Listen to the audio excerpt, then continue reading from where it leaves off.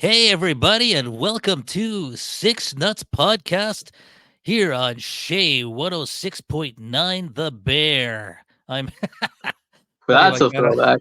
That's a Yeah. throwback. How do you like that opening, man? They almost sound like Rocky and Bullwinkle a little bit. Yeah. Welcome, everybody. This is the Six Nuts Podcast. I'm your host, Dave. I'm joined by Jordan Angus, and we are missing our fifth and sixth nuts. Jordan, should we change this podcast to maybe the four nuts?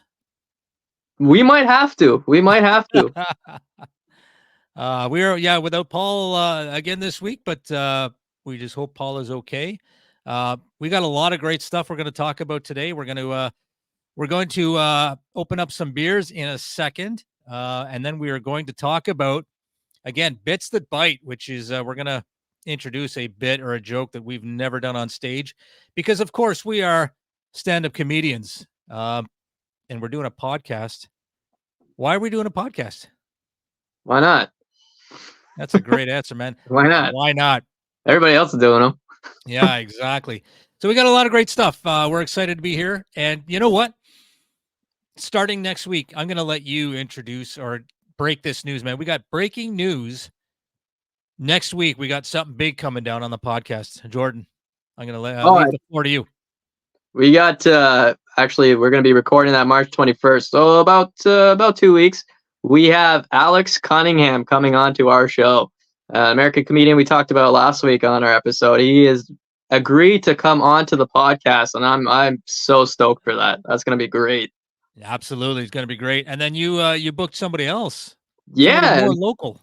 The episode following that, we have Not Your Average Joe from LOL Entertainment coming on, and that's going to be another awesome comic Yeah. coming on. Man, this is where I think we're starting to pick up here, and I'm pretty pumped for that. So, Yeah. episode 5, we got Alex Cunningham. Episode 6, we got Not Your Average Joe. Yeah, some great guests coming up. We're gonna have some fun with them. And look, so make sure before we get too far, and make sure you like and subscribe to this channel, because what happens when you subscribe, you get notified when a new episode drops, so you won't miss any of our amazing content. So make sure that you hit that like and subscribe button. And like I said on Crazy Sports, man, I base my whole existence on the number of likes that we get and subscriptions. That's my whole self-image. It's all on likes, man. Addicted to dopamine, man. Addicted to dopamine.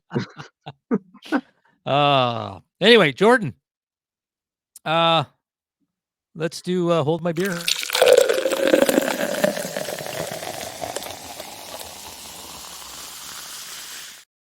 Amazing intro. Oh, I love that segment. I love that opening. So if you've never seen the show before, Hold My Beer is basically we go around the room and we each introduce the beer of the week that we're drinking during the episode. So we're going to start with, let's see, who's Jordan. We're going to start with you. Me again? Oh my gosh. Yeah. Well, do you want me to? I can start. Yeah, why not? Start. Right. You're such a gentleman. Always having me go. You go first. Well, I'm going to go first then. All right. So my beer of choice this week is none other than Heineken. Am I doing that right? I think so. There we go. Heineken. Let's see. It is it's from Amsterdam. I always thought it was German, but it's not German. It's actually made in Amsterdam. And it says Heineken's unique recipe combines premium malt with hops, water, and special A yeast. No preservatives. A premium malt lager for premium taste. Your wife always told me you had a nice Heine. So very fitting.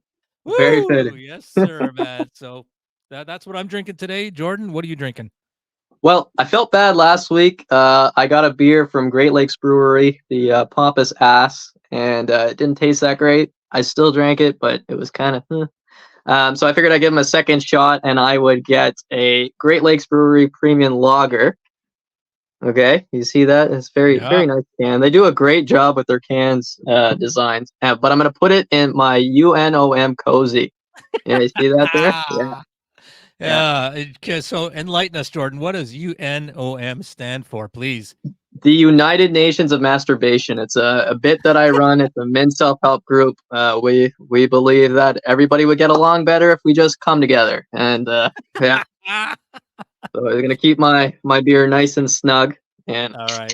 You know, a oh, lot yeah. of people are they're gonna think that that's made up. So tell us that this is a real group.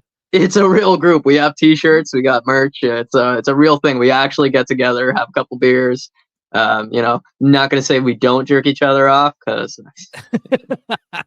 you're just gonna have to find out for yourself. And so yeah, so if you want to find out, you got to join the club. And how would somebody join this club? It's a quick 2-minute application. If I hire you, it's 30 seconds, man. It's a great hiring process. Yeah. We always know who. Yeah, we always know who comes to the interview prepared. They rise to the occasion. Okay. Oh, Jesus. Oh my God. It's never ending. Oh my goodness. There's so many ways you can go with that, man. You have no idea how much like leeway I have with that bit. It's great. Jesus. So like, do you have like white socks laying around your bedroom or what? Yeah. They weren't always white, catch my drift. Well, cheers, man. Cheers to the UNOM.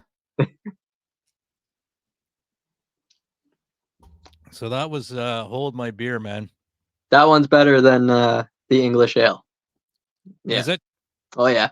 Yeah. English. I'm not a big fan of English beers, to be No. honest. Heineken's pretty good. Yeah. Well, would you look at this? We got a special guest. Oh my God. Special guest, man. Oh my God. Do we? Is he here?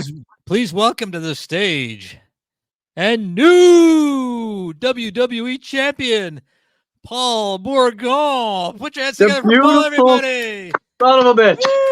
Sorry I'm late, guys. That's Paul Bourgon. Just glad to see you. Yeah. Welcome to the show, man. So what did I miss? Start over. Okay, so here we just finished this bit called Hold My Beer.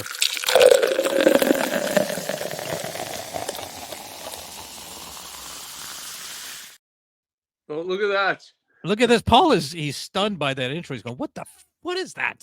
Since you last were on, production has skyrocketed. Okay. It's gone through the roof, man. So we talked about our beers. So I'm drinking Heineken because Jordan says I have a nice Heine. So I'm drinking Heineken. Okay. I am drinking Great Lakes Brewery. It's a lager, and it's in my United Nations of Masturbation cozy. Oh, nice. Yeah. I myself have I have a Carlsberg in the fridge, but I haven't opened it yet. Oh, okay. All right. Do you want to open it? We'll wait. Okay, wait, just 1 second. All right, Jordan, cue the Jeopardy music, please. Do do do do do do do do. Do you remember when that was playing at the Battle of Ontario comedy show? Yes, I do. I do. Like, cut that shit off. It's such a cliche. Not here. Not here. Yeah. Well, we got to fill the time, man. So I love filling things in. Yeah, you and the UNOM. Yeah, that's all we do is fill things in. We fill all holes. Okay, I got to ask you this question: are you horny? Because everything coming out of your mouth today is sex related. So you must be really horny. It might be the fact that this is not my first beer today. It's Friday. All right, so Paul is back. Paul's back. So actually, so what I have is Big Rig. I have Big Rig. It's like a makeshift beer. It's like a root beer, is what. Oh, okay. But it's a hard root beer. So. It's a root beer. Okay. But it's a hard root beer, so it's like Jordan's dick right now. Yeah. Okay. Yeah. So hard and brown. Is that right? Hard, brown, and easy to put in your mouth. Oh. But wow. You want to see? You want to see? Swallow, but geez. We keep it PG-13, right? Yeah, don't get us canceled, man. And not even 5 episodes in, you're gonna get us canceled, man. No, I'm sorry I'm late. Jeez, I thought you guys were gonna be. I would have missed another episode, and then I would have saw 1,400 more posts on Facebook than I was. Exactly. So, Paul, what's been going on, man? What's been going on? We're gonna give you the floor for a bit, man. What's going on with you? I was out with my mom today. I had to take her in to get her oil changed in her cars because it's been bothering her for a long time. And then we went to Denny's. And I love Denny's. Yeah, I sat down and had something to eat at Denny's. I ordered with my mom and I both thought like, geez, we're starving. So we both got the sampler each, and I got a meal on top of that, and couldn't even get through the sampler. Fucking Denny's, man. Huge portions, huge. Oh God, it's unbelievable. The two of us were stunned at how much food they gave you. So yeah, it's I love American, Denny's. right? Denny's, American, man. They eat, man. you can't go wrong, right? And I once actually when I was young, because I used to go there all the time, right? And they used to have a dessert there called the Oreo cookies and cream pie. Oh my God. And I fucking loved it. It was the best. It was the best dessert I ever had in my life. And like we're talking, I was probably like 13, 14 at the time, right? And so they got rid of the Oreo cookies and cream pie, and I was so pissed off that I wrote Denny's. I like a handwritten letter, and it was like, "Dear Denny's, recently you got rid of a dessert that I like, a handwritten letter, like pencil." And no reply. No reply. No reply. You should have been like Mr. Denny. Mr. Denny. Go to Dear Denny's was the headline. Yeah. Yeah.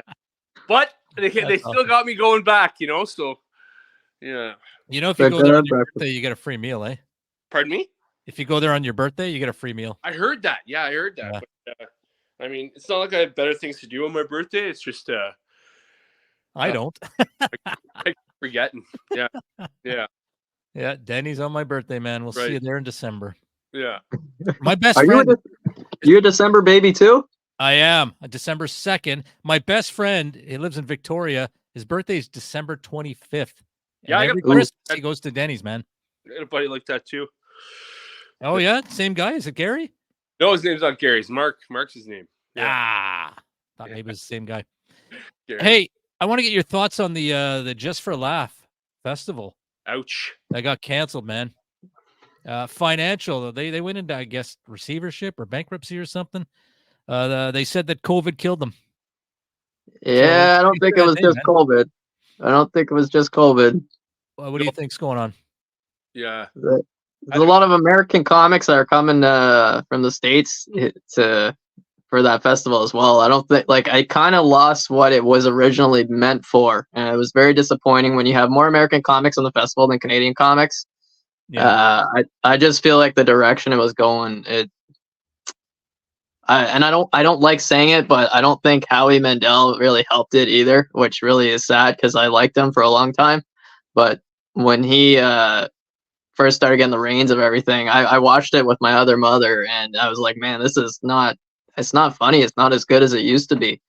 Like, I don't know about you guys, but I think that was a goal for a lot of comedians, is just to get there, right? And it's a huge credit to put on our resumes or CVs or whatever to say that we performed at Just for Laughs. Hell yeah. And a lot of us won't get the opportunity now. A lot of us didn't get the opportunity because the jobs were taken by American comics.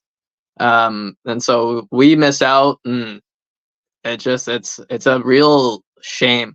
However, when one door closes, another opens. I agree. So I'm hoping, at least in the terms of Ottawa, we have a pretty strong comedic community. I guess we have 4 clubs in our city alone and a ton of indie places. Right. I think there's room for us to have our own festival.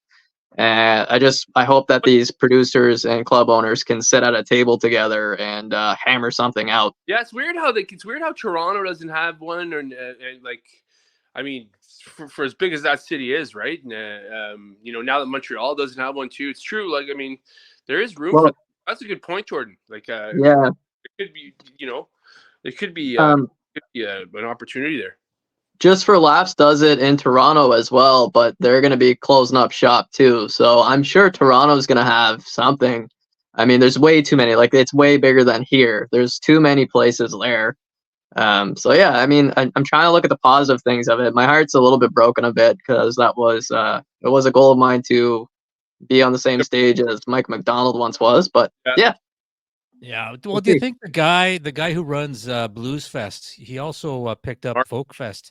Mark. I can't remember the guy's name, but I mean that's maybe something that he could look at, because isn't there an outdoor shows? Yes, across the country. Summer to an outdoor festival, which I can't fucking wait to see. But yeah, like maybe Jerry D's opening for him too. It's fucking double whammy. But Yeah. it's a good idea. It's right, Dave. You're right with that. Like even something like Blues Fest, like that's Yep. all music. Why not? And why not have some kind of a a category where it's comedy? Like it was like Christ.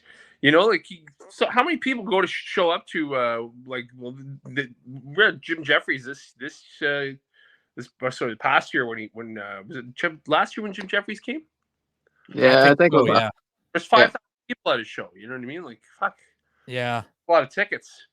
Well, I mean, it wouldn't be hard for Blues Fest to add like another stage, like a comedy stage, right? Because they got 3 stages going. Absolutely. So And just add another one. And it doesn't have to be every night, like even if it's like on weekends or whatever, man. yeah. Wouldn't be hard for him to add a comedy component at all. Oh yeah. No. But I guess I don't know. Like, I mean, how much? What would be the difference? I don't think the difference in paying would be much different. Like the Foo Fighters have to No. charge money. Like Bill Burr can't be charged as much as the Foo Fighters. Oh God, no, you wouldn't think so, eh? Yeah. Not at all. And Yeah. that would give a chance for a lot of local comedians, to grab a spot, True. which would be some great exposure for them. Great experience. I'm hoping if I mean, we're starting to pick up a little bit of steam here, but if anybody is watching our podcast or listening to our podcast, if you are thinking about setting up a festival here in Ottawa, and I mean, I'm sure we'd love to help out as much as we can. There is room. If people are willing to talk and get it going. I mean, if places like it's Bell Media that owns 51% of Just for Laughs. So they've already done cuts for our local radio stations. Yeah. They're making cuts everywhere. If they're not willing to help the arts in Canada, and the government's not willing to help the arts in Canada, the only way for us to get any help is to help ourselves and promote and do what we can, because we all know we're not seeing that help anywhere else. Yeah. Yep. Agreed. No, good You shout out. You brought up a good point, man. Like, like it's sad because we won't get the opportunity to go there and to go to Just for Laughs and just to see it. Because like, I'm sure all of us, when we were kids, we wanted to do stand-up comedy, and that was like the mecca of it. You know what I mean? And it still is, 100%. but up until when it shut down, right? But even now, as a comedian and being sort of in that world, even just getting a chance to go and see it. Like, did any of you ever go to see Just for Laughs or anything like that? No, never got a chance. I've always been poor, so no. Yeah. I would rush home at after school to try to catch it at 4 or 5 o'clock on CBC. It's for me. I don't know about you guys. We all have a story that kind of got us into it, but one of the defining moments of me wanting to do stand up is I watched Mike McDonald on Just for Laughs, and at that day when I saw this at school, I was kind of making a lot of ruckus in class. I was making jokes, being kind of a class clown, and my French teacher, who was our guidance counselor as well, had pulled me aside, sat me down, and said, "You're never gonna succumb. You're not gonna come to anything or make anything of yourself by trying to make people laugh."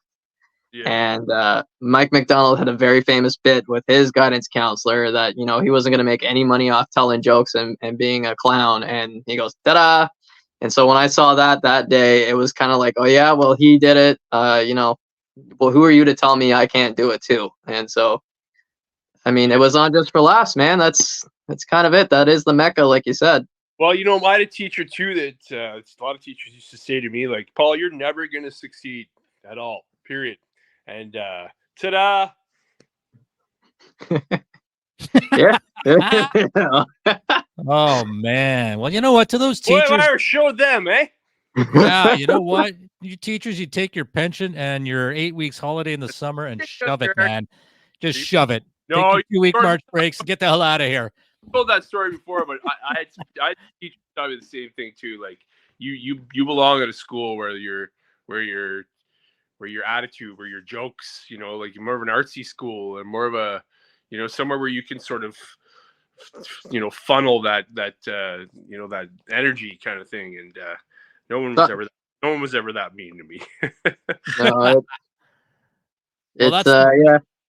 That's the moment when you say, you just fold and fold and give up, or you say, you know what, I'm going to show you, teacher. Like, you just watch me, man.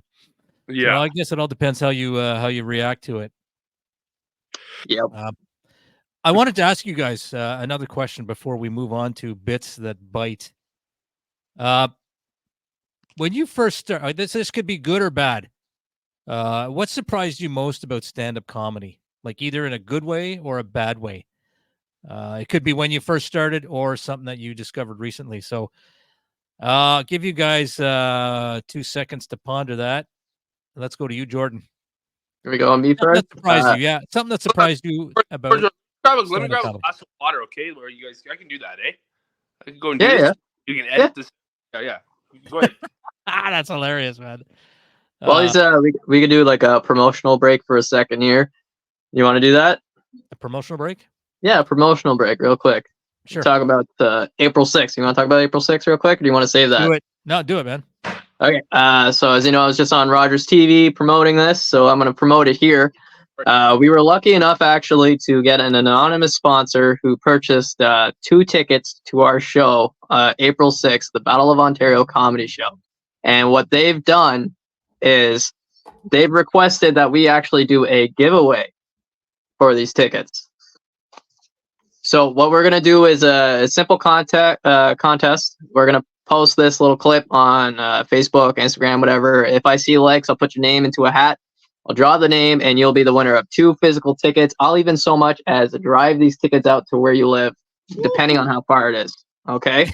Yeah. So, what are yeah, you, I mean, Uber? You're an Uber driver, man? You won't go hey, past man, 30 minutes? Like an I- Uber. What the hell? you get to see this nice face pop up to your door and say, congratulations, come on out to our show.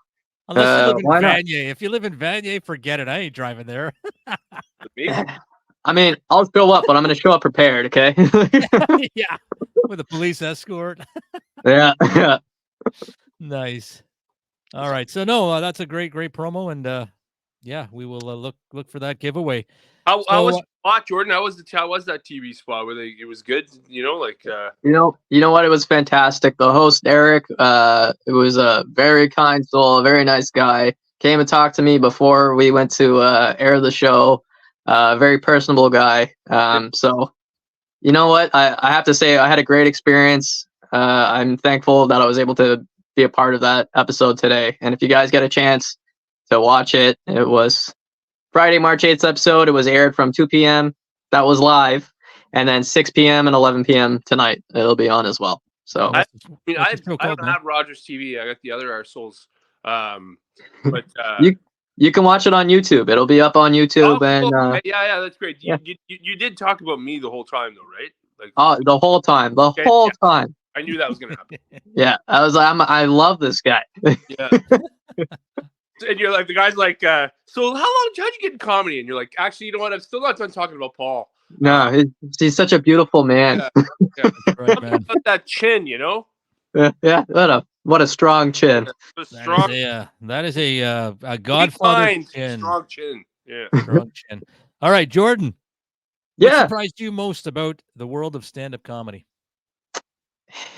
Yeah. Unfortunately, it's not a positive. What surprised me about comedy was how negative a lot of comedians are towards each other. Which is it's a huge shame when it's already a struggle for us to get out there and to I don't want to say embarrass ourselves, but we're really opening up to who we are as people to get up on stage. And a lot of other arts, they're very supportive of each other and you know what they do. And the same can't be said about comedy. There are the few who are supportive of each other, but a lot of it is it is a toxic community, unfortunately. If you're getting into this, I hope me saying this isn't going to prevent you from doing it. If you can put the blinders on and just focus on what you're doing, fantastic. But I do wish that changed a little bit. I wish the way we support each other was a lot different than how we approach it.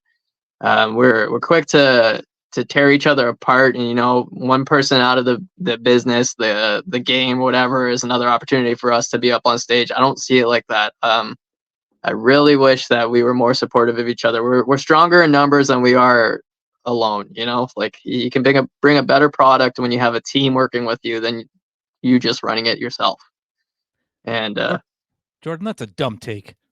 well, you know what? Fuck you. No, I'm kidding, man. I'm kidding. That's true, my man. yeah. It's true. It's true. Everybody's out to tear each other down, man. It's like, you know what? If we build each other up, I mean, it sounds really corny, right? Like, let's build each other up, and that's how the community is going to grow, man. That's the only way it's going to grow. If you keep They tearing already each other say- down, like Jesus. And that's the thing. They already say comedy's dying. Why are we helping it? Why are we helping kill Yeah. it? Like, Yeah. It just, yeah, I agree with you, man. yeah. I honestly could not agree with what you said anymore. Like you're so absolutely bang on. And I'm not trying to be cliche, but if you're asking me that question, man, that is the biggest thing that surprised me. Biggest thing, because I don't hang around people like that in my life. You know, I never surround myself with people like that. I didn't know that there's people in this world that exist just to see you fail, even though you're doing the same. Yeah. And I get that there's competitiveness. You know, like my brother's a musician, and he's a very good musician. Been doing music for a really long time. And I remember one of the first times I did comedy. One of the first times, especially in Ottawa. I was nervous as hell, you know what I mean, as we all are, and I get up and do it.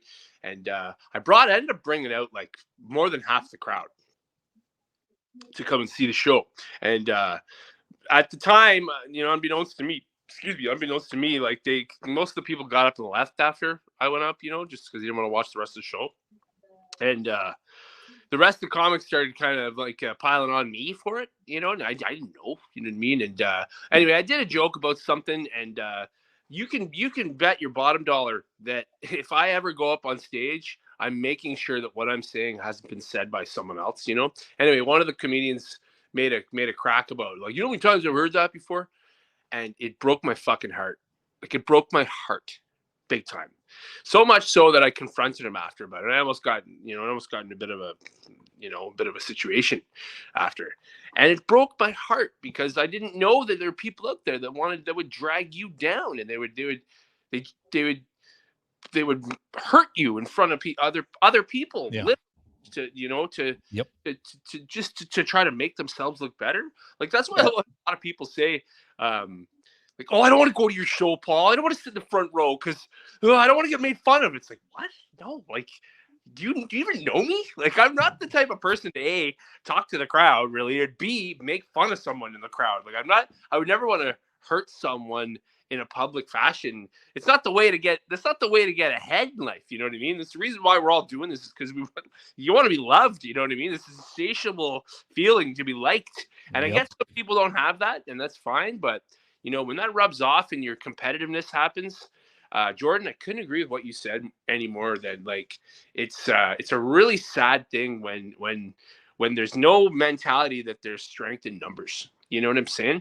And there is, you know, and to be divided in the so much so as the way that it is right now. Like I said, I never knew that there were people out there that existed like that. But it's a really good thing that when I did that show, and I asked my brother about it after, because he's a musician, I'm like, well, is it competitive in music? He's like, oh, Paul, fuck.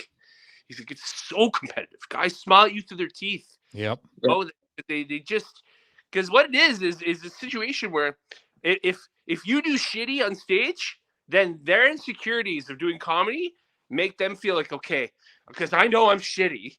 Like, now I can be shitty. You know what I mean? It's like, nobody wants to, like, oh, I don't want to follow that one. I actually love following people that are really funny, because it's like, it gives my humor a chance to be like, well, hope you guys still like laughing. You know what I mean? Like, fuck. Yep. But, like, there's no sense in that kind of negativeness. You know, it just makes for bad press in the long run, I think. Yeah. And I like to look at it as a business aspect too, right? People spend money to come to our shows. Why are you doing something that is going to tarnish what we're doing, or do something that's going to make a crowd member feel uncomfortable, and then prevent or make them feel like, you know what, I'm never going to a stand-up show ever again. Yeah. And that's, you have now helped kill what we're doing, because instead of making them want to come back and come to another show, you've now basically solidified their, you know what, this is exactly what I was expecting. I Yeah. don't want to come. I'm not going Yeah, to spend man. money on this. Yeah, It- all it Yep. takes is one hair in your salad for you to be disgusted. You know what I mean? Yep. And really, something like that could just turn them right off. You know? Yep. Yep. I had a comedy veteran. I'm not going to say who it is, but a comedy veteran said to me, and it's along the same lines as what you both Paul and Jordan, what you guys said. He said that comedians, like when you're performing wherever it is, open mic or a paid show, whatever it is, he said comedians will go out of their way not to laugh at your stuff. Like they Yes. will purposely not laugh. Like when you go to an open mic and it's only comics, guaranteed nobody's going to laugh at your jokes. I'll And he I'll said, "No, find. comedians will go out of their way Yeah. not to laugh at your stuff, even if they find it funny," which I think like that's You like know what? ridiculous, On man. those, I work so much. I know exactly what you're talking about because I've seen it myself, and I know I will personally make it a vendetta to find something that's going to make you laugh. I've done it. I've done it where I know the people in the crowd are not wanting to laugh for me, and yet I still make them chuckle. It's like I don't know what it is, but it's like I'm out to. You want to be like that? I'm going to give you no choice in the matter. It's going to be reactionary on your part. I don't care. And it is almost spiteful, but at the same time, it's like, why are you doing that? You know, like I personally, even if I don't like you, I'm gonna laugh if you say something that's funny. I think it's what I think it ties into not what I think it ties into what I had to say. I think when I said like it builds into their insecurities, right? You know what I mean? Like if Big they time. don't laugh, then they're not giving you that gratification or justification that you're Yep. funny. You know what I mean? And you're a comedian and you think it's funny. So you know what I mean? It's if they don't laugh, that they bring you down so that because when they go up there, they feel like they're at that level. You know what I mean? Like let's face it, a lot of people who do stand up are insecure in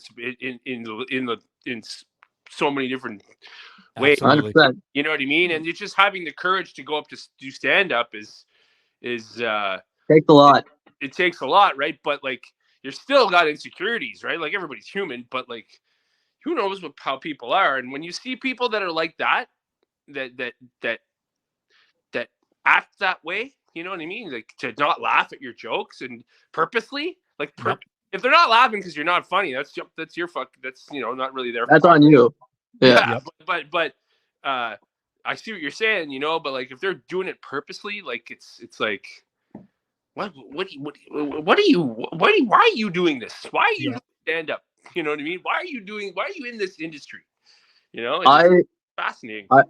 I am a firm believer in everybody should get a second chance. So, despite whatever crap we've all been through, if you're willing to move on for it, water under the bridge, I'm all for that. Because like I said, I believe we're stronger in numbers than we are alone. So Yep. I agree. we're not going to get anywhere if we're not helping. That's a big part of why I do this. I want to help everybody that's who, whether you ask me for help or you don't, if there's something that I can help as well, it does both of us a favor, right? Like, Yep. And I mean, I've not been doing this for a long time, and I'm a really small, tiny fish in the big world of comedy, and I've only been complimented, like besides you guys always compliment me, which I appreciate. But other than you two, the only people or the only person who has ever complimented me when I've come off from doing a set was one person, and I consider this person really successful. Like it was a show at Absolute Comedy. They were headlining. They were. I don't know what Paul's laughing at. I must. I'm laughing at it because you're like, you guys are the ones who complimented me. I was just to make a joke. No, but it's true. Like the one guy that complimented me was the headliner at Absolute Comedy, which I was really fortunate to be on the same set as this person. I came off. I did fairly well. He said, "Hey, great set." That's the only time I've ever been complimented, other than you two guys. I'm like, holy fuck, man. Yeah. And you know what? I make a point of it. Whenever somebody comes off, I give them a high five. Hey, great set. Yeah. Great set. Even if I don't think they did well. Great set, man. It's true. It helps. It makes it really it means who knows what people are going through. It must mean something to them. You know what I mean? Absolutely. Yeah. Absolutely. Anyway, The toughest show I had, I don't know if I've said this on this podcast. I might have, and if I have, I'm sorry for repeating myself. But the toughest show I had, I had lost my grandfather last year in January, and I had a show the day after. Yeah. And I had thought about canceling and not doing it, but I still did the show, and it was probably one of the best sets I've ever had. And I went into it very much in the aspect of I don't know what other people are going through, and they're coming here to kind of get away from whatever they're going through. And so what is it for me to take 6 minutes out of my day to compartmentalize what I'm going through and just do my set, get through it, try to make people laugh and have a good day, and so be it. But what really justified it for me was we did a show at Calabogie Brewery, and I was actually, I want to say, was it December or something? It was in the winter time. Yep. January. Yeah. I think I had it was a solid set. I had a funny show. A lot of good came from that show. But it almost broke my heart. But it's kind of why I do this too. The couple that was sitting behind the comedian table, they had only come for a meal. They had no idea that a comedy was happening that night. And they waited before they left to talk to me after. And they had been to 2 funerals that week. Wow. And the fact that they came, they sat down, and they were only planning on eating and then going, but they stuck around for the whole entire show. And they said, thank you. Like, we needed this. And I think to a certain point, so it was January. It was a year after I lost my grandfather. So I think that kind of hit close to home for me too. I think like that in itself, that's why we do this, right? We want people to laugh as much as some things that's selfish or whatever. We want people to enjoy themselves while they're there, right? So 100%. Yeah. All right, guys, we've been going for close to 40 minutes, so let's do one more bit, and then we got to wrap it up. So we're gonna do bits that bite.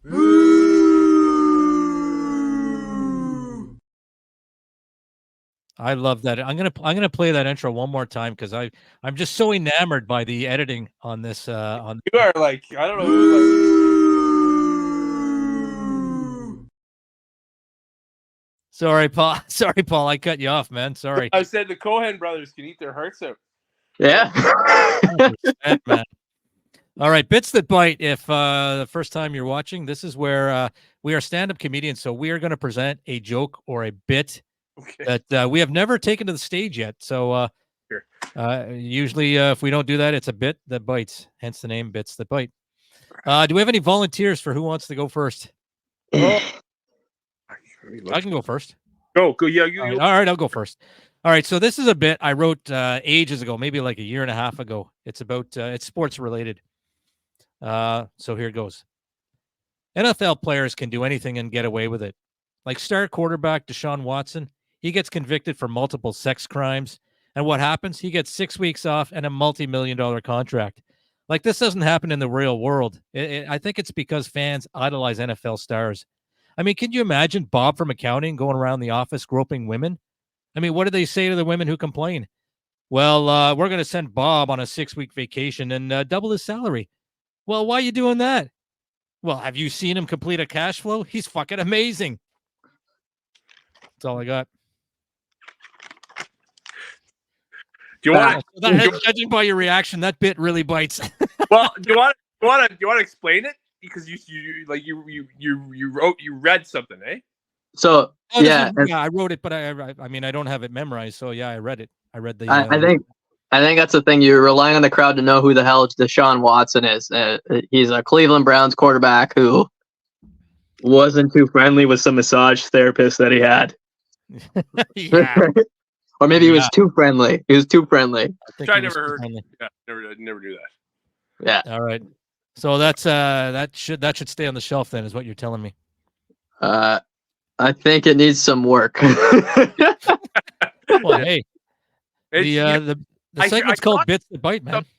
I think it was Rory Scovel who was talking about it. He's like, if you have something, an idea for something, don't be afraid to mine it until you get that right joke out of it. You know, because the joke that you funny, you wrote it down, because you thought that was funny. Maybe you just need to word it differently. Maybe you just, but Jordan's right. Like, don't scrap it. Just, No, you know, rework it.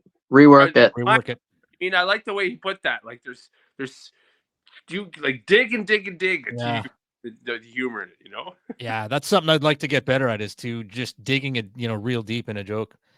That's exactly what I'm saying, Paul. I like that you said that. I'm not going to tell you ever to scrap a joke because you've thought of it and it's from your perspective. It's an art form, right? Don't scrap it. Yeah. Rework it. It needs some fine tuning and adjusting. And yeah, no, I like where you're going with it, but it needs some work. Yeah. Agreed. All right, so that was my bit that bites. Who's next, Jordan or Paul? I got one. Okay, Paul, floor is yours. Okay. And it's I've never said it before, but I've always thought it's funny. Sometimes when I'm talking to a sweet old lady, like really old, there's a brief moment where I imagine what it would be like if I just absolutely hauled off and punched her in the face as hard as I possibly can. It just flash, it happens.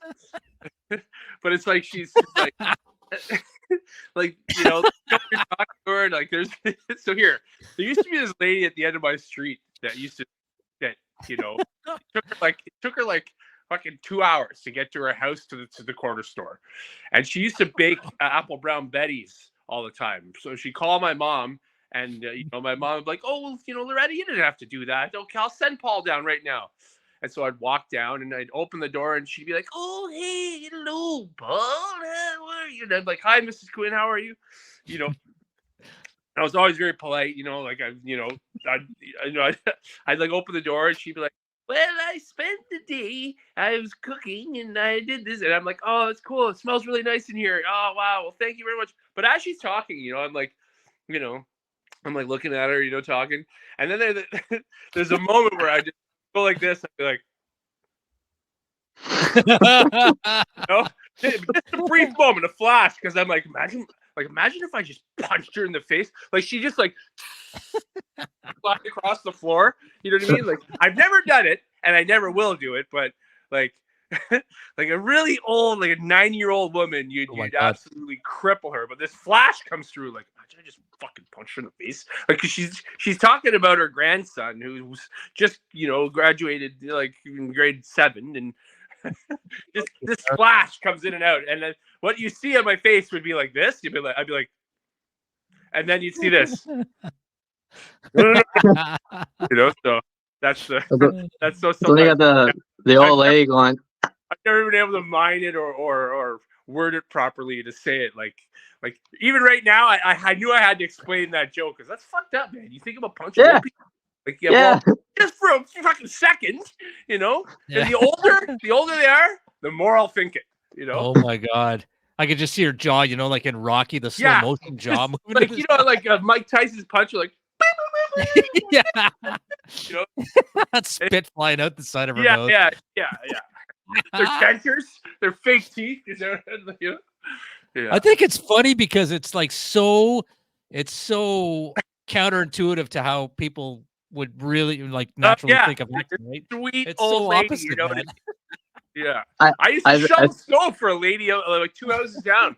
I'd shovel her walkway and stuff like that. And she'd come out and she'd be like, "Oh, thank you so much. I wasn't able to get out." I'm like, "That's no problem." I'm like, anytime. Like, anytime it snows hard. She'd be like, "Yes." And I'd just be like, "All right, I'll see you later." So you're fantasizing hitting her with a shovel? She's something, you know what I mean? Like, I don't know why. The older they are, the more that's What going would to happen if I hit her with a shovel? I think that'd be like a funny sketch comedy routine though, like where the dentures fly out, but then like she turns around and is like, "Is that all you got, bitch?" Yeah, Is that all you got? Smokes you. But you know what? It's funny though, Jordan. You know what? It's funny you bring that up because some humor, right, is like you got to think of how many comedians out there that have these ideas for jokes, like Dave Chappelle, and then what would be funnier if we made this into a bit, like. I was watching just for the friggin' 100th time. I was watching the Charlie Murphy Prince story. When Charlie Murphy was love like, that. "Motherfuckers Love wear that the one. same clothes they wore to the bar." You know what I mean? They come out, and it's just you hear the crowd's laughter to it, like the way that they put it onto screen as a sketch comedy. bit as opposed to a joke was way funnier than whether they just told the story. I mean, Charlie Murphy, you listen to him talk for days. God rest his soul, but you get what I'm saying. That's a good point. It would be a good idea for a sketch comedy. That's hilarious, man. Yeah. So yeah, that's no, I thought it was funny, man, but I'm not sure that the people at the old folks home would laugh at that. No. But, Laugh your dentures off or else. Well, exactly. maybe it would if I worded it properly. I would go over in a room full of senior citizens. That would just be that'd go over huge. You can hit first. You can hit Bernice. She's been driving me nuts. Right, yeah, please. Yeah. Put her down. All right, Jordan, your bit that bites. Yeah, I mean, I had to blow the dust off this one. I haven't done this one on stage. I wrote it down. I thought it was funny at the time. I haven't touched it, so we're just gonna go into it because it's gonna suck balls. No, just go. Just fucking go. All right. I read a news article about how AI-powered voice assistants with female voices are perpetuating harmful gender biases. And I honestly didn't even think of that, maybe because I'm naive, and I honestly thought that they were all voiced by women because they knew everything. Seriously, in some instances, your AI will even flirt with you, which is kind of weird. I feel like companies are missing out on a huge money-making opportunity. Like, did you know James Earl Jones has allowed his... past utterances to be fed into AI. So this allows Disney Forever to be able to use his iconic voice however they see fit. So companies like Apple, Amazon, Microsoft could be using actors' voices to operate their AI systems. I mean, why not? Seth Rogen left his voice for SkyTrain, right? You hop onto the SkyTrain, make sure to tuck your bags under the seat, Then I got concerned a bit. I'm a big South Park fan. I would totally pay extra to hear Trey Parker, who voices Eric Cartman, to voice my Alexa. However, I don't think I'm going to believe a fucking word that comes out of its mouth. Like, Eric, who won the 2020 U.S. election? The 2020 United States election was held on November 3rd, 2020. Democratic presidential nominee former VP Joe Biden defeated incumbent Republican President Donald Trump in the presidential election. See, sounds like fake news, right? Eric, do you overheat? My insides get hot when speaking to you. Eric, how do we stop you from overheating? You could take off my metal casing, baby. That's it. I can't. I like the I like the imitation, man. The voice. I like the voice. Yeah. Which is something I never can figure out how to do a voice properly or well. So, when I first got started into comedy, I was strictly stereotypical jokes and impersonations. I wasn't a storytelling observational comedian like I am now. So a lot of my material was based off stereotypes and doing impersonations of different people. Yeah, and you know what? You guys have never heard it, but I used to do a lot of impersonations, and I don't now. Me too. Same. Yeah. Who? I've done Mickey Mouse. I've done a lot of South Park characters. I've done Barack Obama. I've done a lot, and I don't do it anymore. I think next episode or one episode we should do like impersonations. Spin a wheel. If you get Elmer Fudd, you got to do Elmer Fudd. You're gonna give me a heads up because I used to do like a warm up before I would do these impersonations. But yeah. Paul does a good one. I don't know if you want to do it. Whichever one you want, I'll do it, baby. Godfather. Oh yes. Let's see here. Yeah, Marlon Brando. Recite the count to 10 as the Godfather. You couldn't be the day my dad was wedding when you asked me for a favor. This I cannot do. I mean, you gotta get the scrap. This I cannot do. You come to me the day of my daughter's wedding. See, sticking the chin out helps too, right? Because that's almost how he talks. Got a fucking 3-foot chin. Yeah. Yeah. And you can't understand a word he's saying, so that's. This is just basically just how you do the impression. I fucking love that, man. It's really good. Pretty good, yeah. Yeah. Anyway, that was bits that bite. That was a good bit. I like that. Yeah, no, it's always a lot of fun. And you know what? We're close to 50 minutes, man. We should wrap this up and go around the table for final thoughts, man. Promote your upcoming shows, promote your social media, whatever you want. Paul, let's start with you, man. Well, my social media. It's funny. A buddy of mine just napped down paulborgon.com and paulborgon.ca, and if you go to it, Oh, nice. it's a picture of me going like that because what the fuck am I gonna put on it? You know, a picture. Of He bought the domain. Yeah, I got the domain for me. So Oh, that's awesome, man. yeah, I don't know what to do with it, and I don't know how to work any of that stuff. So it's just gonna sit there as mine until I find somebody who can make it something. But we got Busters coming up this week, Dave. I think That's right. Down, unfortunately. Let's not talk about that. If you come by for that, we got Jordan. We got that Battle of Ontario coming up in April. Near the end of the month, I'm going to Cornwall. I think the 28th. 28th of March. 28th of March. That's right, Dave. You're on that show. Yes, sir. And yeah, I mean, I did Absolute on Wednesday, but yeah, unless anybody wants a time machine, then go back and watch that show. I think I did really fucking well, actually. Right on. Yeah, I did some new stuff, but which I've never done before. But that's about it. That's about all I got. Awesome. So go to paulborgon.ca or .com and you want to laugh? Check out a picture of Paul. That's it. All right, Jordan. Final word from you, man. Got a lot, but yeah, normally we do a come at me. We're calling the segment "Come at Me, Bro," right? Is that what we're doing? Yes, Okay, sir. so because of that segment, we got 2 guests coming up for episodes 5 and 6. Episode 5, we got Alex Cunningham coming in. He's an American comic. Very excited to have him. Episode 6, we're gonna have Not Your Average Joe from LOL Entertainment. Gonna be super stoked to have him. He's a Cornwall comedian, and he's on the Battle of Ontario.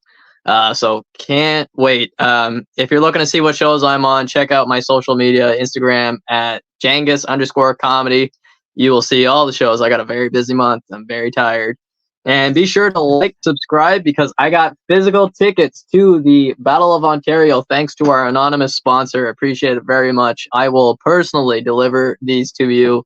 And if you have cable TV, be sure to check me out on Rogers TV. I will be on Friday, March 8th from 2 and 6 and 11, or check out their YouTube channel. You'll see me there where I'll be talking and discussing about Laugh Your Dentures Off and Battle of Ontario. Cool. Fantastic. That was a mouthful. And I'm just going to say like and subscribe to this channel, man. Like I say, I base my whole existence and my self-esteem on the number of subscriptions and likes. So please help pull me out of a major depression. Just give me a like. Just give me a like. Give me one. All right, just give me one subscription, and I'm a happy guy. So, with that said, thank you, Paul Borgon. Thank you, Jordan Angus, and thanks everybody for watching. And we will see you next time. Cheers, bitches. Take care.